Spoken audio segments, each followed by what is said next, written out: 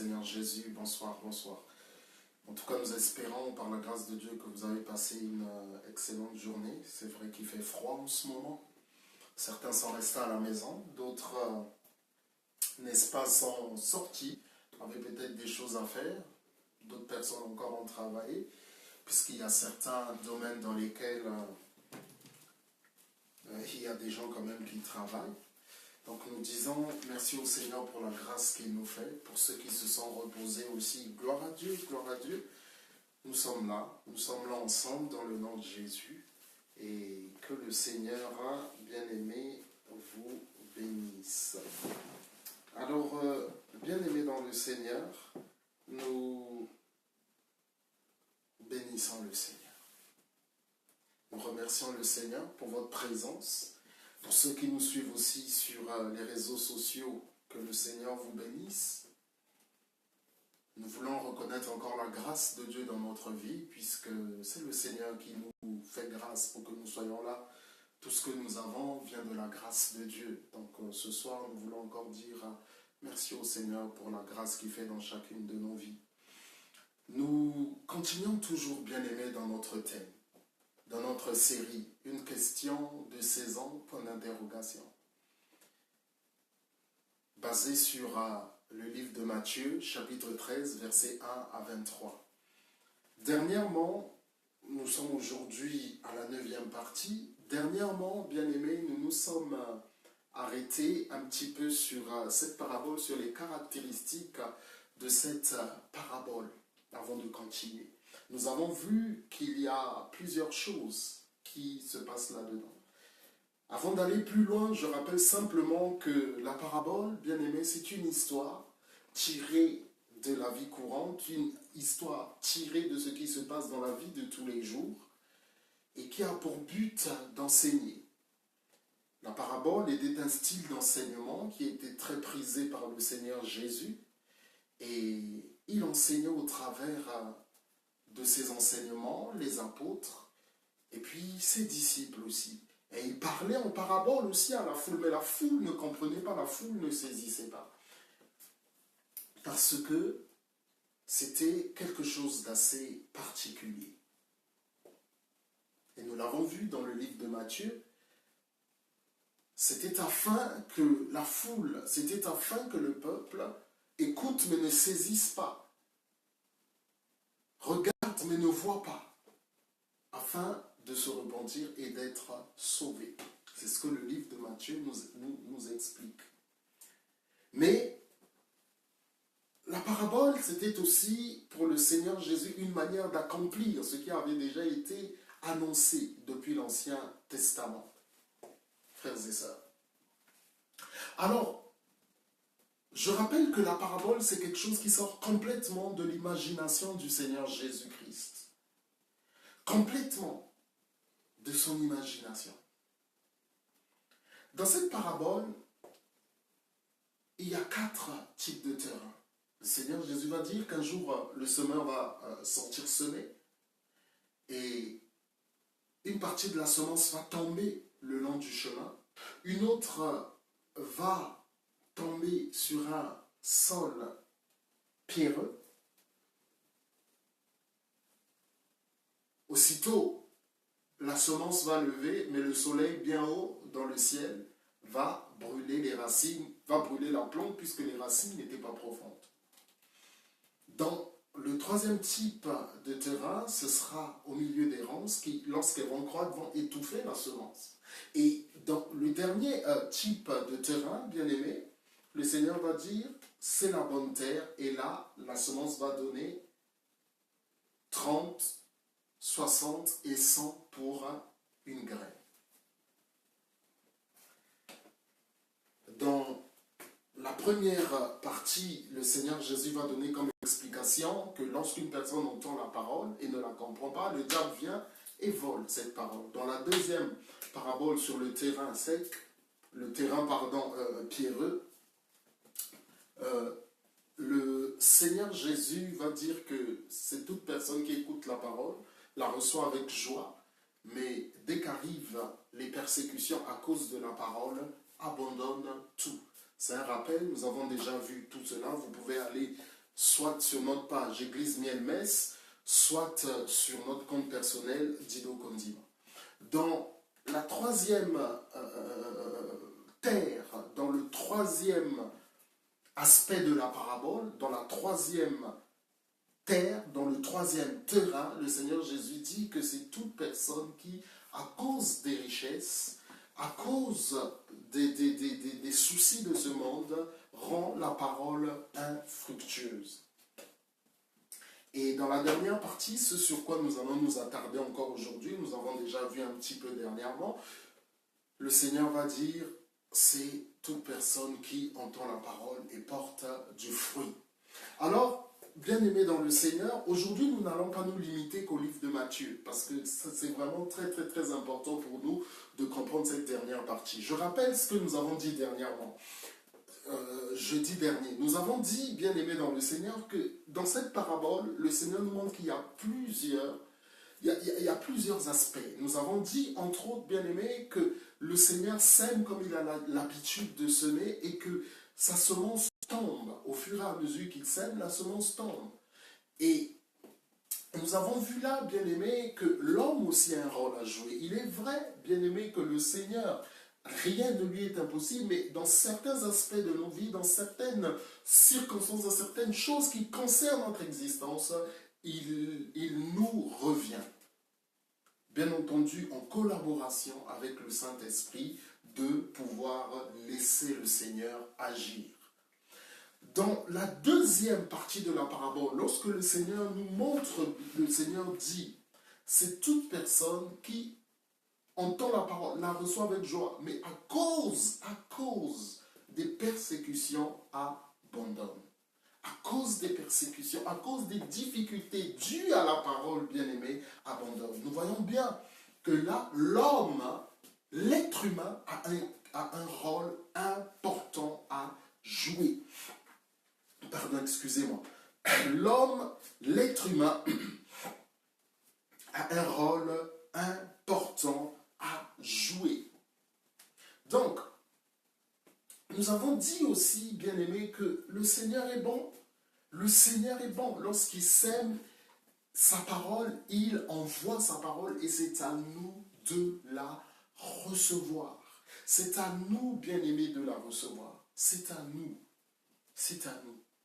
Nous avons parlé aussi de diversité et nous allons en reparler encore aujourd'hui, bien-aimés. Nous allons lire la dernière partie, n'est-ce pas, de la parabole. Et nous voyons, bien-aimés, que ce que le Seigneur fait, il le fait dans la diversité. Une fois, nous avons 30 pour un grain. Une autre fois, enfin, quand je dis une fois, c'est dans la même parabole. La graine donne 30, la graine donne 60, la graine donne 100. Tout ça pour une seule graine, pour une seule semence. Donc nous voyons là, bien aimé, qu'il y a diversité, mais aussi pluriel. La parole de Dieu produit, bien aimé, la multiplication. Au travers d'une chose, le Seigneur produit la multiplication. Au départ, il y avait une graine. Je parle là de la dernière partie. Une graine donne 30, une autre 60, une autre 100. Voilà, bien aimé, des choses très importantes que nous devons savoir. Des choses, bien aimées, que, n'est-ce pas, nous ne devons pas négliger. Parce que cela, frères et sœurs, est très, très important. Très important, frères et sœurs.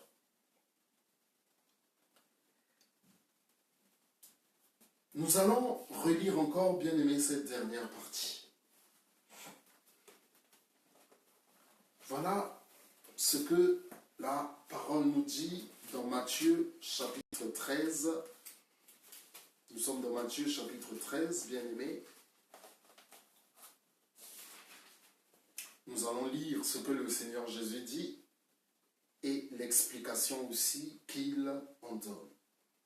Le Seigneur Jésus va dire ceci, verset 8. Une autre partie tomba dans la bonne terre. Elle donna du fruit avec un rapport de 160 ou 30 pour un. Que celui qui a des oreilles pour entendre, entende. Nous continuons, bien-aimés dans le Seigneur. Verset 23. Celui qui a reçu la semence dans la bonne terre, c'est celui qui entend la parole et la comprend. Il porte du fruit avec un rapport de 160 ou 30 pour un. Amen. C'est celui qui entend la parole et la comprend.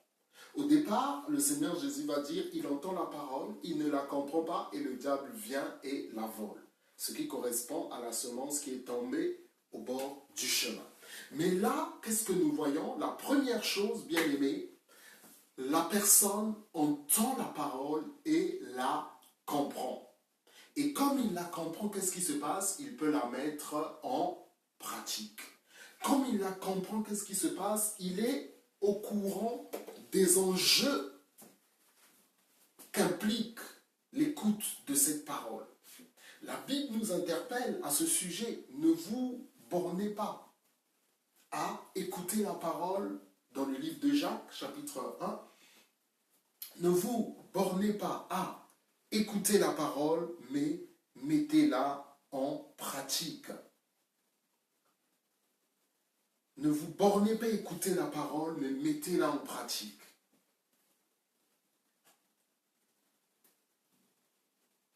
Voilà, bien-aimé, le Seigneur qui nous interpelle.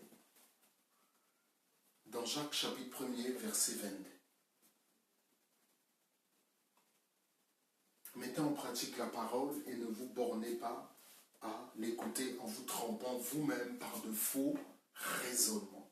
Il entend la parole et la comprend. Il entend la parole et la comprend. Dans l'évangile de Luc, le Seigneur nous explique encore plus profondément cette réalité. Il comprend que Jésus est le Fils de Dieu. Il comprend que Jésus est venu pour le sauver. Il comprend que c'est le Seigneur Jésus qui l'a appelé pour porter du fruit et que ce fruit demeure. Il comprend que le Saint-Esprit est en lui et que donc il doit produire le fruit du Saint-Esprit dans toute sa diversité. Il comprend l'importance de l'Église, il comprend l'importance du salut, il entend et il comprend. Nous avons parlé, bien aimé, de diversité. Je veux m'arrêter là un instant avant de continuer. 100, 60 et 30. 100, ce n'est pas 60 et 60, ce n'est pas 30. D'où la diversité, premièrement. Deuxièmement, bien-aimés dans le Seigneur, nous sommes tous appelés du Seigneur. Nous sommes tous appelés enfants de Dieu. Mais nous ne devons pas, bien-aimés, nous comparer les uns aux autres. Pourquoi? Parce que chacun d'entre nous, dans le cœur de Dieu, bien que nous ayons une mission principale, faire de toutes les nations des disciples, mais chacun d'entre nous a une grâce que le Seigneur lui a donnée. Et cette grâce se manifeste de manière différente chez les uns et chez les autres. Ainsi, une personne que le Seigneur utilise va peut-être donner 100, une autre va donner 60, une autre va donner 30. Pourquoi se comparer? Nous avons tous la même source, le Seigneur. Mais le Seigneur agit avec nous de manière différente. Et en fonction de ce que nous écoutons et comprenons, nous produisons aussi des fruits de manière différente. Le Seigneur, bien-aimé, se manifeste dans la diversité. Cela, vraiment, bien-aimé, dans le Seigneur, j'insiste. Le Seigneur se manifeste dans la diversité. Si le Seigneur utilise mon frère d'une telle manière, je dis gloire à Dieu. Si le Seigneur utilise mon frère d'une autre manière, je dis gloire à Dieu. Si le Seigneur m'utilise comme ceci ou comme cela, je dis gloire à Dieu. Gloire à Dieu. La même source produit des résultats différents. Tant que ces résultats sont des fruits, nous disons gloire à Dieu. Si ces fruits sont pour la gloire du Seigneur. Pourquoi me comparer? Au départ, c'est une même source, mais ça produit des fruits de la même nature, bien entendu, mais avec un nombre différent. Avec un nombre différent, tel manifeste une particularité de tel don, gloire à Dieu, tel travail avec le Saint-Esprit et manifeste tel autre don, gloire à Dieu, bien-aimé dans le Seigneur. Voilà, gloire à Dieu. Entendre et comprendre. Même si nous comprenons que Jésus est Seigneur, même si nous comprenons que Jésus est Sauveur, mais la révélation que moi j'ai de la parole de Dieu à cet instant ne sera peut-être pas la même que mon frère aura à un autre instant. La parole de Dieu est, bien aimé, diverse. Avec un même texte, bien aimé, le Seigneur peut nous donner des messages différents. D'ailleurs, nous le voyons. Nous le voyons, bien aimé. Alors pourquoi est-ce que j'aurais un problème si le Seigneur touche mon frère? Pourquoi j'aurais un problème si le Seigneur élève ma sœur? Non. Nous voyons ici, bien aimé, que pour une seule semence, nous avons 100, nous avons 60, nous avons 30. La nature ne nous enseigne-t-elle pas, bien-aimés? Tous les fruits d'un même arbre n'ont pas la même grosseur, bien-aimés. Naturellement, je veux dire, n'ont pas forcément la même grosseur. Et un arbre ne produit pas toujours le même nombre de fruits d'année en année. Donc c'est vraiment, frères et sœurs, quelque chose de très important. La personne qui écoute la parole et la comprend, c'est celle-là qui produit du fruit. La personne qui écoute la parole et la comprend, c'est celle-là qui produit du fruit. C'est ça que nous devons retenir. La personne qui écoute la parole et la comprend, c'est elle qui produit du fruit. Au verset 20, Marc chapitre 4 au verset 20, j'avais dit qu'on allait lire d'autres passages que le livre de Matthieu. Et de fait, on trouve ces passages dans le livre de Matthieu, de Marc et de Luc. Même si nous n'allons pas nous attarder sur le livre de Marc, mais nous voulons néanmoins voir quelques mots. Au verset 20, Marc chapitre 4, la Bible nous dit « D'autres enfin reçoivent la semence dans la bonne terre.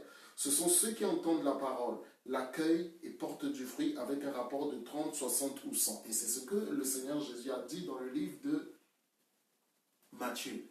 Ils écoutent la parole et la comprennent. Ce qui signifie que ils acceptent la parole.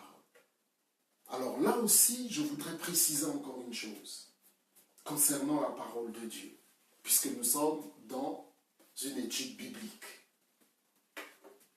Tout le monde peut écouter. En tout cas, les personnes qui ne sont pas sourdes. Tout le monde, frères et sœurs, peut écouter la parole. Mais tout le monde ne reçoit pas toujours la parole.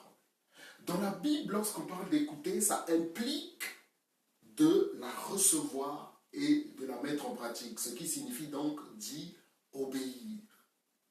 Ils écoutent la parole et la comprennent. Quelqu'un peut écouter la parole, la comprendre, mais ne pas la recevoir. Cela, bien aimé, il faut que nous le comprenions. Quelqu'un peut écouter la parole, la comprendre, mais ne pas la recevoir. Lorsque nous parlons de recevoir, c'est accepter dans son cœur et la mettre en pratique. L'accepter dans son cœur et reconnaître son autorité, parce que la parole, c'est le Seigneur lui-même. Nous pouvons, bien aimé, connaître la parole parce que nous l'avons écoutée. Nous pouvons connaître la parole parce que nous l'avons comprise. Nous pouvons connaître connaître la parole, bien aimé, encore plus profondément, parce que nous avons accepté d'y obéir. Donc, attention, bien aimé, quelqu'un peut écouter la parole, la comprendre, mais ne pas l'accepter. Ici, le Seigneur Jésus parle de quelqu'un qui a écouté, qui a compris et qui a accepté la parole dans son cœur. Il y a quelque temps, bien aimé, je disais effectivement que quelqu'un peut combattre Dieu. Pourquoi? Parce qu'il refuse de faire ce que le Seigneur lui demande. Mais j'avais dit aussi que c'est relatif parce qu'à la fin, bien aimé, c'est toujours le Seigneur qui gagne.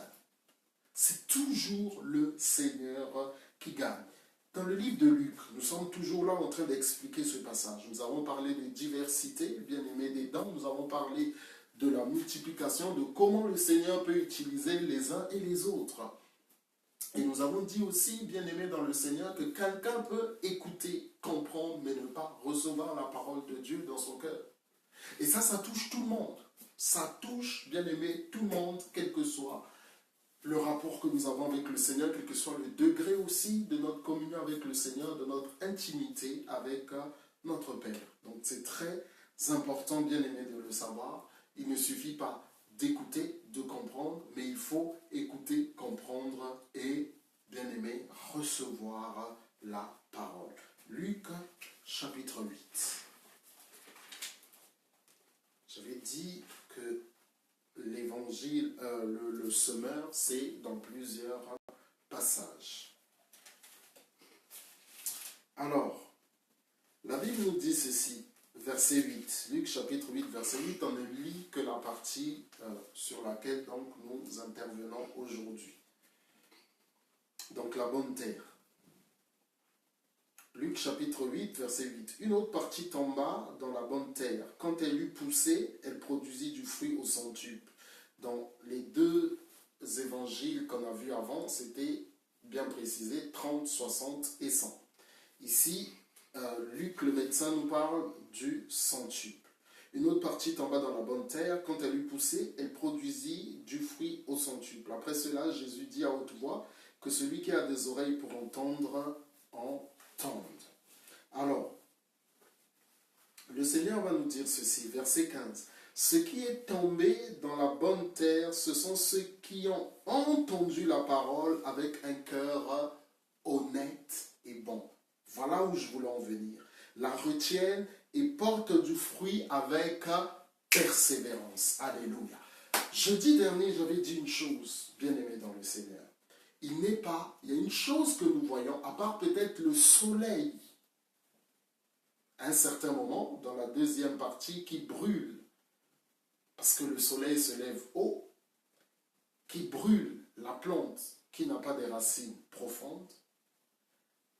Et le Seigneur Jésus va dire, c'est toute personne qui reçoit tout d'abord la parole avec joie, mais abandonne à cause de la persécution et des difficultés dues à la parole.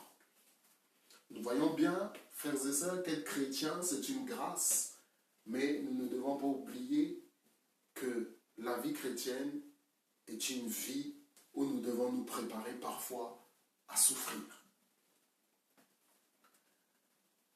À part le soleil, et j'avais dit aussi, même si la saison n'est pas précisée, mais c'est sûr que le semeur sème au moment donc de la saison des semences. Bien-aimés, le Seigneur, dans la dernière partie de cette parabole, je reviens encore sur la saison, le Seigneur ne parle pas de saison. Il parle de la bonne terre. Et j'avais dit, bien-aimé, que même si nous pouvons avoir des saisons dans nos vies, c'est-à-dire des moments où des choses vont bien et où des choses vont moins bien, cela n'empêche pas le Seigneur, à quelques saisons que ce soit de notre vie, de pouvoir nous élever ou nous emmener dans une autre dimension ou à un autre niveau. Quand je parle d'élever, je ne parle pas de gloire humaine, je ne parle pas de gloire vaine. Je parle d'un moment où le Seigneur décide de nous emmener d'un côté ou d'un autre, de passer à une étape ou à une autre de notre vie. Voilà ce que je veux dire. Le Seigneur Jésus va dire, ce qui est tombé dans la bonne terre, ce sont ceux qui ont entendu la parole avec un cœur honnête et bon. J'ai dit tout à l'heure, bien-aimé, qu'il ne suffit pas d'entendre la parole. Quelqu'un peut entendre la parole et la comprendre. Dans le livre de Matthieu, le Seigneur Jésus dit qui entendent la parole et la comprennent. Et la comprennent. Ils entendent, ils comprennent. Et comme ils comprennent, ils mettent en pratique. Ce qui est tombé dans la bonne terre, bien-aimé, ce qui est tombé dans la bonne terre, ce sont ceux qui ont entendu la parole avec un cœur honnête et bon. Il y a une autre chose que nous devons savoir, c'est la disposition de notre cœur. La disposition de notre cœur, frères et sœurs. La disposition de notre cœur est quelque chose de très très très important. Garde ton cœur plus que toute autre chose, car de lui viennent les paroles de la vie. Mon fils, donne-moi ton cœur et que tes yeux se plaisent dans mes voies. Toujours le livre de Proverbes. Nous voyons donc le rapport qu'il y a entre avoir un cœur bon et honnête et porter du fruit. Mais ça ne s'arrête pas là. Nous devons donc disposer nos cœurs, bien-aimés. Nous devons donc disposer nos cœurs. C'est très, très, très important. Même si il n'y a que Dieu qui soit réellement bon, mais le Seigneur nous fait la grâce de bénéficier de sa bonté. Le Seigneur nous fait la grâce de pouvoir le copier, de pouvoir l'imiter. Avec un cœur honnête et bon.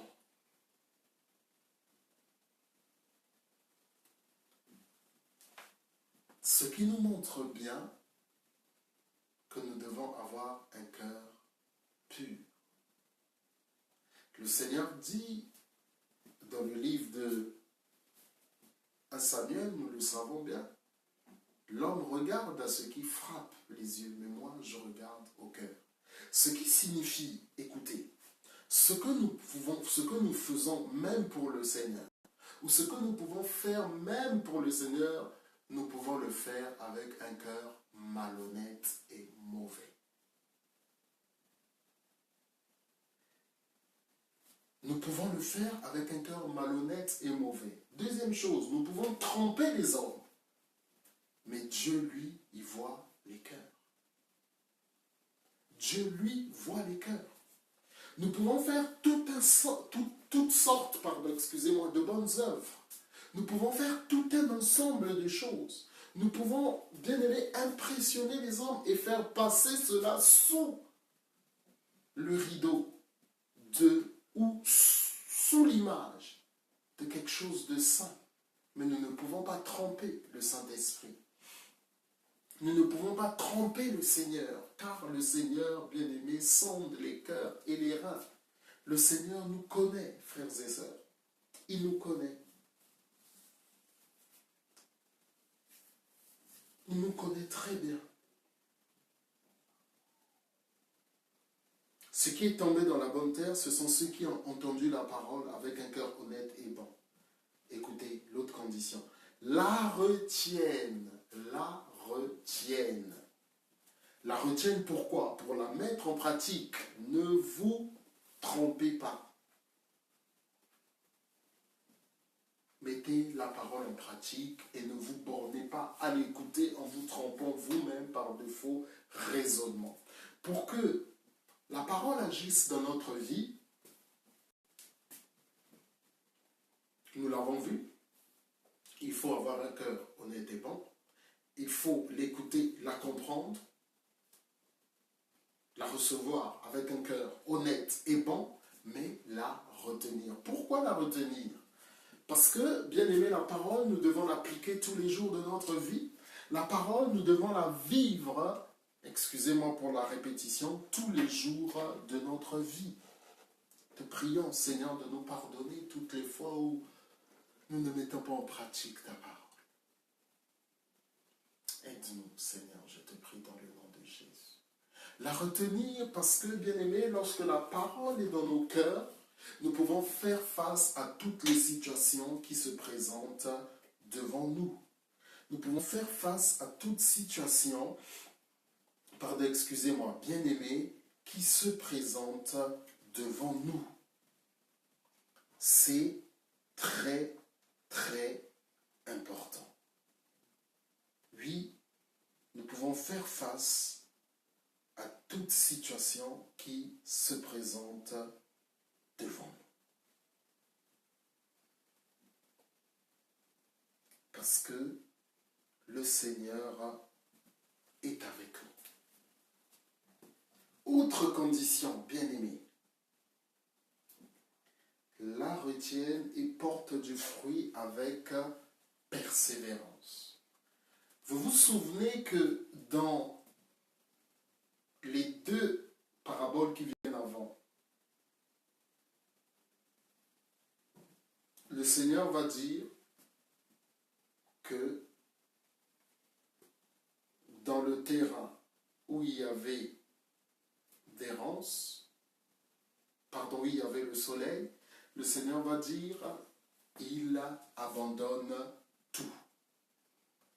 Dans la parabole, dans la partie d'errance qui étouffe la semence, le Seigneur va dire, ils rendent infructueuse la parole.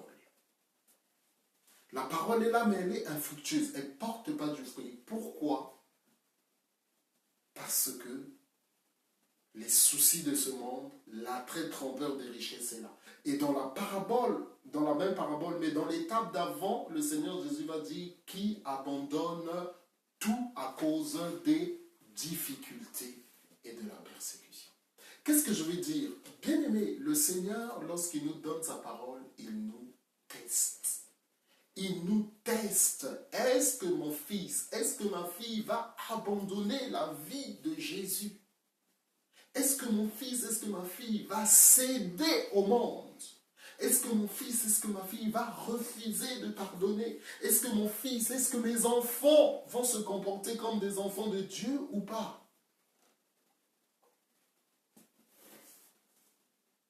La retienne et porte du fruit avec persévérance. Je reviens à la saison qui n'est pas précisée. Le Seigneur Jésus ne parle pas clairement du temps, mais ses paroles impliquent le temps. Qu'est-ce que je veux dire? Quelle est cette plante qu'on a mise en terre aujourd'hui et qui donne du fruit aujourd'hui? Quelle est cette plante? Ça n'existe pas. Ça n'existe pas, bien-aimé. Et porte du fruit avec persévérance. La pluie, le vent, parfois la neige, bien-aimé, parfois la neige et les autres éléments naturels. Voilà, bien-aimé, où je voulais en venir. Une question de saison, point d'interrogation. Certaines personnes grandissent plus vite que d'autres. On n'est pas pareil. Chacun doit se donner à 100% dans sa relation avec Dieu. Chacun doit se donner à 100% dans sa relation avec le Saint-Esprit. Et le Saint-Esprit fera son travail comme il le désire. Mais même si nous ne grandissons pas tous de la même façon, bien-aimés dans le Seigneur, il est rare, très rare, les cas où quelqu'un reçoit le Seigneur Jésus le jour même et il a la maturité aussi de toute sa vie le jour même.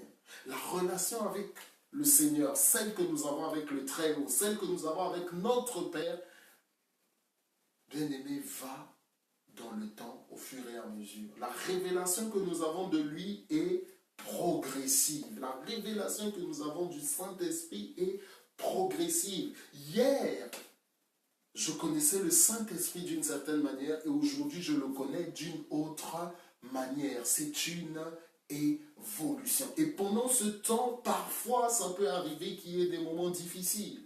Et pendant ce temps, parfois, ça peut arriver que nous ayons des moments compliqués. Et pendant ce temps, frères et sœurs, cela peut arriver que les choses ne soient pas faciles. Oui, cela peut arriver, bien-aimés, que les choses ne soient pas faciles. Mais c'est à nous de persévérer. Si le Seigneur Jésus lui-même parle de la persécution et des difficultés qui sont dues à la parole, ce n'est pas, bien-aimé, pour que nous puissions abandonner. Ce n'est pas, bien-aimé, pour que nous puissions laisser tomber. Mais c'est, bien-aimé, pour que nous puissions persévérer. Dans le livre d'Hébreux, chapitre 12, le Seigneur va nous dire « Regardez celui qui a méprisé la mort, celui qui a, à cause de nous, résisté contre les pécheurs afin que nous ne puissions pas nous lasser l'âme découragée. » La personne qui porte du fruit, bien-aimé, c'est une personne qui persévère. Mais qui persévère comment? Dans quoi? Dans l'obéissance à la parole, dans sa relation avec le Seigneur, dans les moments difficiles qui n'abandonnent pas, dans les moments heureux qui continuent de glorifier le Seigneur, qui ne l'abandonnent pas, bien-aimé. Voilà une personne qui portera du fruit, qui écoute, qui comprend, qui, bien-aimé dans le Seigneur, retient avec un cœur honnête et bon et porte du fruit avec persévérance. La persévérance, bien-aimé, est quelque chose que nous devons demander au Seigneur. La persévérance, bien-aimé, est quelque chose que nous devons solliciter, que nous devons demander au Seigneur. Car la vie dans laquelle nous sommes, la terre des vivants sur laquelle nous nous trouvons, bien-aimés, n'est pas toujours facile. Nous disons merci au Seigneur pour sa grâce. Nous disons merci au Seigneur pour ses bienfaits. Mais nous ne devons pas abandonner. Nous ne devons pas laisser tomber, bien-aimés. Mais nous devons continuer à avancer, persévérer. Alors je nous invite, bien-aimés dans le Seigneur, à pouvoir encore persévérer. Je l'ai dit tout à l'heure, même s'il peut arriver des moments difficiles dans notre vie, je prie le Seigneur que cela ne nous empêche pas de continuer à marcher avec lui, que cela ne nous empêche pas de continuer à l'adorer, que cela ne nous empêche pas, bien-aimés, de continuer à le servir, que cela ne nous empêche pas, bien-aimés, de continuer à marcher à ses côtés.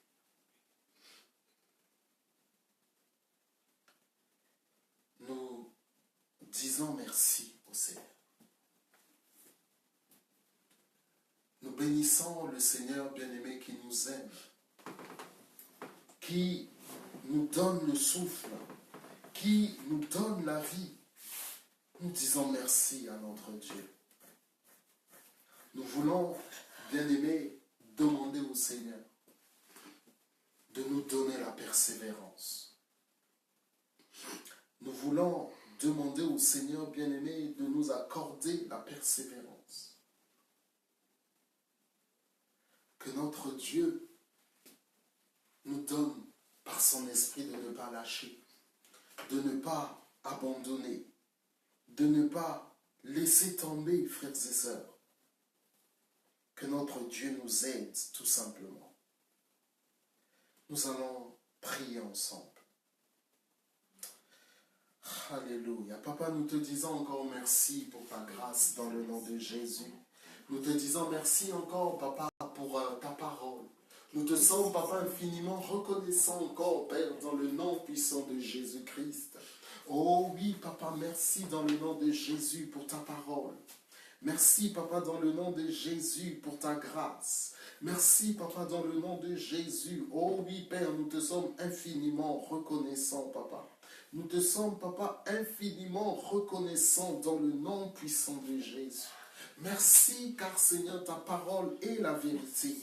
Merci, Papa, car ta parole, Seigneur, nous aide à aller de l'avant, Papa. Merci. Oh, Papa, nous te disons merci. Merci parce que toi, tu veux que nous puissions porter du fruit, Papa. Toi, tu veux, Seigneur, que nous puissions te glorifier en portant du fruit, oh Père, dans le nom de Jésus. Tu nous as montré, Papa, que la persécution, les difficultés dans la vie chrétienne peuvent arriver. Mais tu ne désires pas que nous puissions, Seigneur notre Dieu, abandonner. Au contraire, tu as dit, ceux qui écoutent et la comprennent portent du fruit. Ceux qui ont un cœur bon et honnête, Seigneur, qui retiennent la parole, portent du fruit avec persévérance. Oh Papa, peut-être hier nous avons abandonné, pardonne-nous. Peut-être hier nous nous sommes relâchés, pardonne-nous. Peut-être même aujourd'hui encore, Papa, dans le nom de Jésus. Aide-nous, nous te prions, Papa. Aide-nous, nous te prions, Papa. Aide-nous, nous te prions, Papa, dans le nom de Jésus. Oui, je te prie, aide-nous, Papa. Aide-nous, Seigneur, dans le nom de Jésus.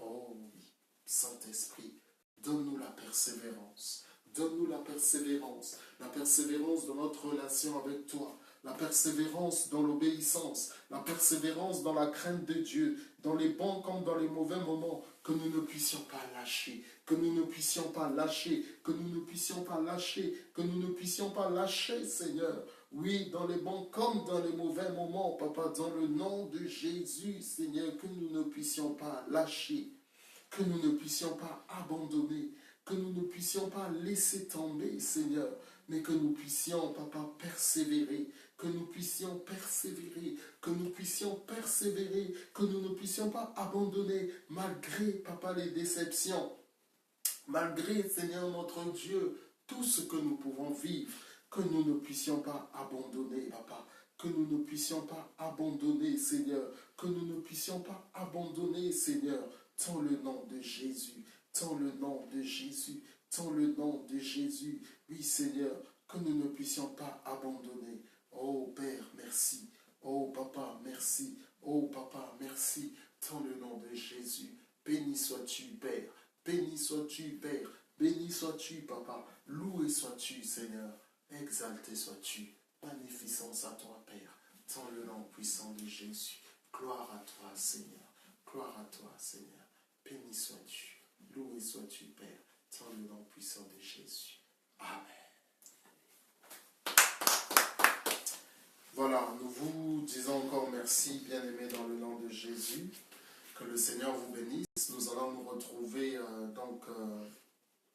ce dimanche. Nous nous retrouvons ce dimanche. Nous serons à Strasbourg. Je rappelle le concert avec EXO, samedi 3 novembre, avec EXO, samedi 3 novembre à partir de 18h, place de Bordeaux, Wacken, au Wacken, de 18h à 21h, un concert dans la présence de Dieu, des moments merveilleux. Vous êtes invités, 10 € le billet jusqu'à demain, 23h45. Et donc vous pouvez vous procurer les billets sur Yourplan. Yourplan, www.yurplan.com. Voilà, donc que le Seigneur vous bénisse et donc nous vous disons à bientôt les amis, que le Seigneur vous bénisse.